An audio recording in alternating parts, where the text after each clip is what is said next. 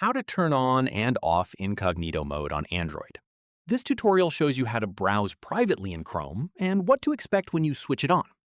First, open the Chrome app on your Android device. After that, tap the three dots at the top right corner to open the menu. From there, tap on New Incognito tab to switch into incognito mode. At this point, you'll notice the screen turns dark or black. That's completely normal, and it's Chrome's way of letting you know you're now browsing privately.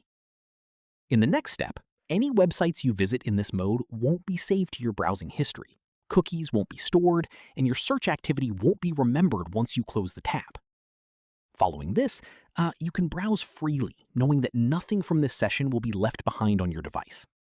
Once done, whenever you want to go back to regular browsing, tap the tab switcher icon at the top, and you'll see your incognito tabs are marked with the dark screen and a spy icon to distinguish them from normal tabs.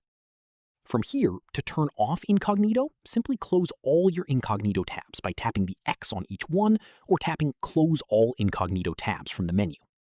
Finally, once all incognito tabs are closed, the dark screen will disappear and Chrome will return to its normal appearance, confirming that incognito mode is fully off.